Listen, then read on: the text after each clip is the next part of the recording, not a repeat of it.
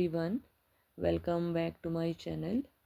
तो हमने जो वर्ब्स की सीरीज़ को स्टार्ट किया था, आज हम उसी को कंटिन्यू करने वाले हैं। हमने लास्ट लेक्चर में मॉडल्स तक पढ़ा था।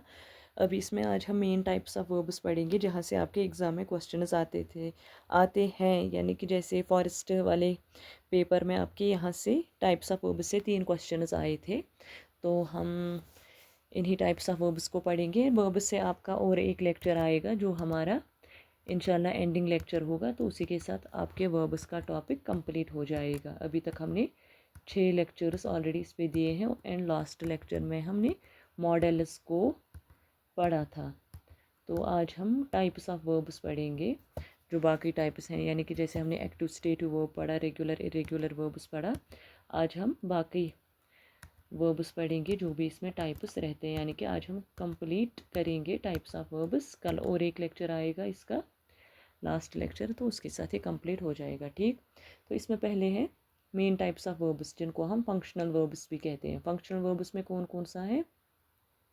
एक तो मेन वर्ब है, हेल्पिंग वर्ब है और लिंकिंग वर्ब है। ठीक, तो मेन वर्ब, इनका दूसरा नाम लेक्सिकल वर्ब्स भी है। ठीक, ये दूसरा जो नाम इनके साथ एसोसिएटेड है ये भी बेटा याद रख लेना, क्योंकि एग्जाम में इससे क्वेश्चन बन सकता है। मेन वर्ब का दूसरा नाम लेक्सिकल वर्ब है। तो ये मेन एक्शन दिखाते हैं एक सेंटेंस में, या तो मेन एक्शन होगी या तो स्टेट। जैसे हमने active verbs and stative, action verbs and stative verbs पढ़ा था। तो जो भी वर्ब आपका एक्शन दिखाएगा या स्टेट दिखाएगा उसको हम मेन वर्ब बोलते हैं। For example, she runs every morning, runs यहाँ पे बन जाता है हमारा मेन वर्ब, इसी को हम लेक्सिकल वर्ब भी बोलेंगे। दे ईट डिनर एट 8, है ना। ईट, ईटिंग भी हमारा यहाँ पे क्या बन जाता है? Main verb. ठीक, इसी तरह हमारा दूसरा है हेल्पिंग वर्ब। ये जो हेल्पिंग और लिंकिंग वर्ब है ये दोनों सेम ही है, लेकिन इनकी फंक्शन अलग अलग है। ठीक, हेल्पिंग वर्ब्स का दूसरा नाम ऑक्सिलरी वर्ब्स भी है। ये मोस्ट इंपॉर्टेंट है क्योंकि एग्जाम में आपको कभी कभी हेल्पिंग वर्ब के बजाय ऑक्सिलरी वर्ब आता है ना। तो आप याद कैसे रखोगे? हेल्प ऑक्स, है ना। हेल्पिंग वर्ब का दूसरा नाम ऑक्सिलरी वर्ब है। ठीक, तो हेल्पिंग से ही पता चलता है कि ये मेन वर्ब की हेल्प करता होगा। किसमें? टू फॉर्म टेंस, वॉइस और मूड। अच्छा, 3 टाइप्स ऑफ हेल्पिंग वर्ब्स हैं हमारे पास। ठीक, एक है बी, हैव और डू, और इनकी फिर अलग अलग फॉर्म्स हैं। जैसे बी की 7 फॉर्म्स हैं, is, am, are, was, were, been और बीइंग। ये आपको टिप ऑफ द टंग होना चाहिए। जो मेरे ऑनलाइन स्टूडेंट्स हैं उनको ये टिप ऑफ द टंग है, ये तीनों हेल्पिंग वर्ब्स। हैव में भी तीनों फॉर्म्स कौन सी हैं? हैव, हैज़, हैड, और डू में do, does, did. For example, she is running, running यहाँ पे मेन वर्ब है ना, एक्शन वर्ब। तो इज़ इसके साथ एसोसिएटेड है ना, जो इसको कनेक्ट करता है किसके साथ? शी के साथ। तो इज़ यहाँ पे बन जाता है हमारा हेल्पिंग वर्ब। ये इज़ किसकी फॉर्म है? ये बी की फॉर्म है। ऐसे हैं, they have finished the work, finished यहाँ पे क्या है? वर्ब, इसके साथ एसोसिएटेड है हैव। इसी तरह डू से मोस्टली क्वेश्चंस बन जाते हैं हमारे, है ना। Do you like tea, would you like some tea. तो डू से यहाँ पे हमारा क्वेश्चन बन जाता है, तो डू यहाँ पे क्या है? Helping verb. You like T अगर होता इतना, तो डू से ये मोर प्रोफेशनल क्वेश्चन बन जाता है, डू यू लाइक टी, तो डू यहाँ पे हेल्पिंग वर्ब है। ठीक, इसी तरह जो लिंकिंग वर्ब्स है इनका दूसरा नाम कॉप्युलर वर्ब्स है, याद रख लेना ये कॉप्युलर वर्ब्स। तो ये क्या करते हैं? लिंक करते हैं। ठीक, नाम से ही पता चलता है कौन से? सब्जेक्ट को more information associated with it. हमने प्रीवियस लेक्चर्स में भी पढ़ा है कि किसी भी सेंटेंस में ऑब्जेक्ट का मस्ट होना ज़रूरी नहीं है। कभी सब्जेक्ट कॉम्प्लीमेंट हो सकता है, कभी एडवर्ब हो सकता है, कभी एडजेक्टिव भी हो सकता है। यानी कि सब्जेक्ट, जिस भी सेंटेंस में सब्जेक्ट होगा नेसेसरीली नहीं है उनके साथ ऑब्जेक्ट भी होगा। तो ये लिंकिंग वर्ब्स है ना, ये सब्जेक्ट को कनेक्ट करता है मोर इन्फॉर्मेशन जो इसके साथ एसोसिएटेड हो। तो लिंकिंग वर्ब्स भी यही आते हैं, हेल्पिंग वर्ब्स। जैसे बी की फॉर्म हो गई, सीम हो गया, बिकम हो गया, अपेयर हो गया, फील हो गया, लुक हो गया, और हैव और डू भी हमारे लिंकिंग वर्ब्स कभी कभी एग्जिस्ट हो जाते हैं। अच्छा, ये जो बिकम वाला है ना, ये आपके एफपीएफ में आया था। ठीक, तो इन चीज़ों पे याद रखना, ये वर्ड सारे याद रख लेना कहाँ पे कौन सा आता है। For example, she is happy, है ना। शी इज़ हैप्पी, यानी कि यहाँ पे हैप्पीनेस को और शी को कौन लिंक करता है? इज़, है ना। शी यहाँ पे सब्जेक्ट है, सब्जेक्ट को इसने हैप्पी एडजेक्टिव के साथ कनेक्ट किया, तो यहाँ पे as a linking verb exist होता है। ठीक, अब डिफरेंस क्या है हेल्पिंग वर्ब और लिंकिंग वर्ब में? हेल्पिंग वर्ब में यानी कि उसमें कोई एक्शन वर्ब होगा जिसकी वो हेल्प करेगा। लिंकिंग वर्ब में सब्जेक्ट को ये अदर इन्फॉर्मेशन के साथ कनेक्ट करता है। ठीक, अच्छा, types of verbs on the basis of form. अब हमें फॉर्म के बेस पे देखना है types of verbs. Finite verbs and non finite verbs. नाम से ही पता चलता है कि फाइनाइट यानी कि जो अपनी पोजीशन को चेंज करता होगा, changes according to tense, person and number, ठीक। It also shows who is doing the action and when, यानी कि इसके ये फीचर्स हैं। कौन कौन से फीचर्स? एक तो ये टेंस को दिखाता है, यानी कि पास्ट टेंस में हुआ है काम या प्रेजेंट टेंस में। दैट मीन्स कि हम इसको एक्टिव पैसिव वॉइस में कर सकते हैं कन्वर्ट, ठीक।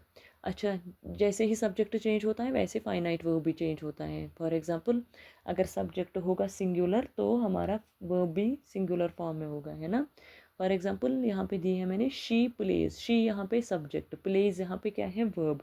तो शी के साथ PLAY+S है ना, प्लेज आ गया। अगर दे प्ले हो गए ना, सिंगुलर सब्जेक्ट सिंगुलर वर्ब भी, ठीक, यानी कि ये चेंज हो जाता है विद सब्जेक्ट।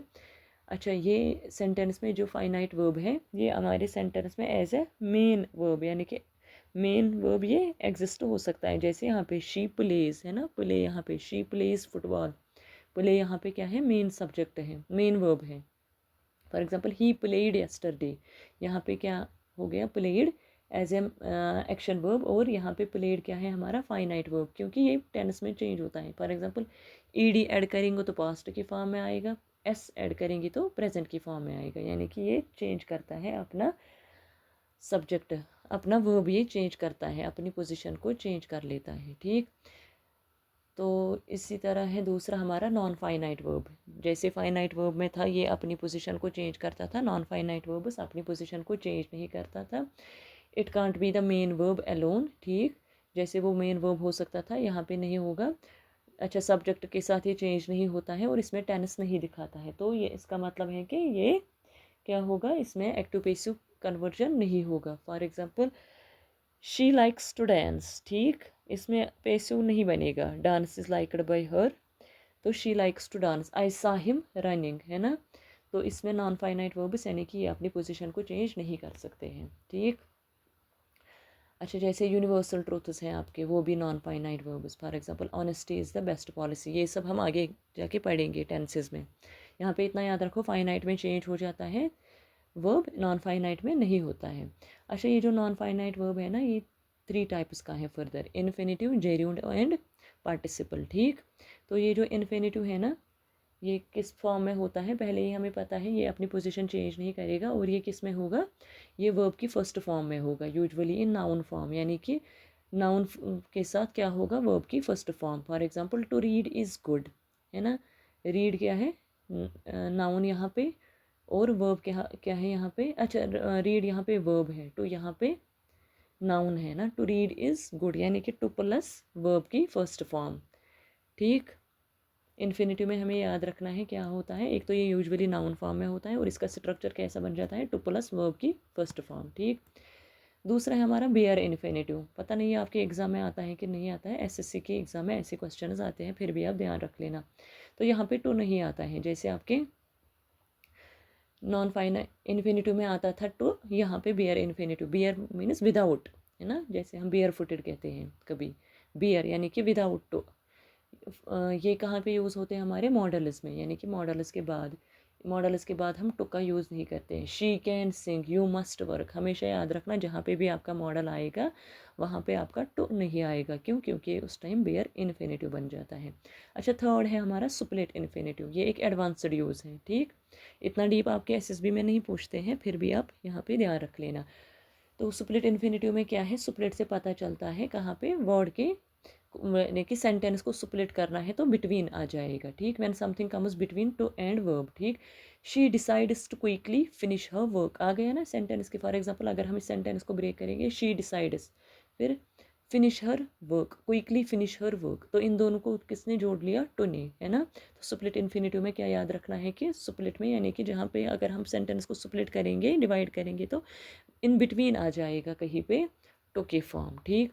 दूसरा है जीरंड, ये हमने पढ़ा है, इसमें क्या है, वर्ब की एक्ट्स एज ए नाउन, है ना, जहाँ पे वर्ब की फोर्थ फॉर्म आती है वो एक्ट करती है एज ए नाउन, ये हमने ऑलरेडी पढ़ा हुआ है, रीडिंग इज ए फन। और पार्टिसिपल वर्ब की थर्ड और फोर्थ फॉर्म, है ना। हमने टाइप फॉर्म्स ऑफ वर्ब में पढ़ा V1 V2 V3 V4 और V5। V4 हमने देखा जब क्या करेगा हमारा, V4 acts as a noun और पार्टिसिपल हमारे पास दो ही हैं, V3 और V4, है ना, पास्ट पार्टिसिपल और प्रेजेंट पार्टिसिपल। प्रेजेंट पार्टिसिपल में V4 for example running ING की फॉर्म, और पास्ट पार्टिसिपल में, प्रेजेंट पार्टिसिपल में V3 ING की फॉर्म, पास्ट पार्टिसिपल में V3, है ना। ब्रोकन, रिटन, ईटन या ईडी की फॉर्म भी हम कभी कभी यूज़ करते हैं पास्ट टेंस बनाने के लिए, ये वो हमने ऑलरेडी पढ़ा हुआ है। ठीक, आ जाइए अब on the basis of meaning. जैसे हमने एक्शन वर्ब्स और stative verbs in the beginning of lecture पढ़ा। एक्शन वर्ब्स होते हैं डायनामिक, इनका दूसरा नाम डायनामिक वर्ब्स है, यानी कि जो मेन एक्शन को दिखाते हैं, और स्टेटिव वर्ब्स जो स्टेट कंडीशन और पोजीशन को दिखा रहे हैं ना।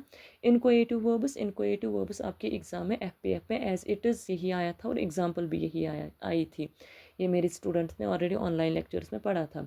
फॉर एग्जाम्पल ये क्या दिखाते हैं, showing beginning of A state और चेंज। ठीक, यानी कि जो एक नेचुरल चेंज हो जाती है। इन शॉर्ट याद रखना, जहाँ पे भी कहीं पे कोई नेचुरल चेंज हो जाएगी उसको हम इनकोएटिव वर्ब बोलेंगे। For example the sky darkened, है ना, स्काई खुद डार्क हो जाता है।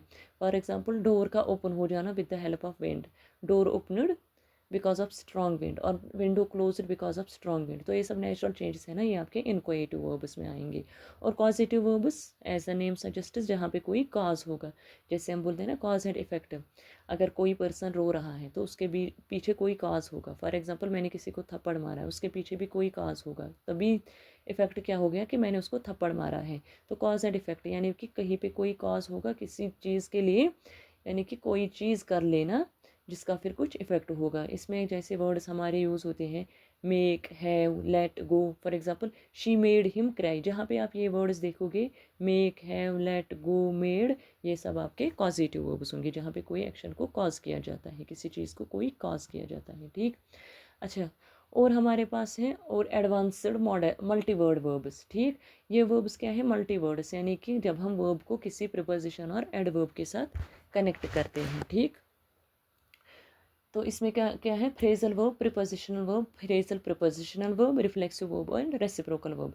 फ्रेजल वर्ब में एक तो वर्ब होगा और दूसरा पार्टिकल। पार्टिकल में क्या हो सकता है, या तो वर्ब किसके साथ एसोसिएट होगा, प्रीपोजिशन के साथ या तो एडवर्ब के साथ। वर्ब हो गया फॉर एग्जांपल गिव अप। अगर हमने इन दोनों वर्ड्स को अलग अलग लिया, एक लेंगे गिव प्लस अप, अगर हम इनको अलग अलग लेंगे तो गिव का मतलब देना, अप का मतलब ऊपर, तो ये कोई सेंस नहीं बनाता है। लेकिन जब हम इनको एक फ्रेजल वर्ब लेंगे, यानी कि वर्ब के साथ कोई और पार्टिकल होगा, प्रीपोजिशन या वर्ब, गिव अप करना, है ना, हार मानना। इसी तरह है prepositional verbs, name suggest verb plus preposition. For example depend on, look at.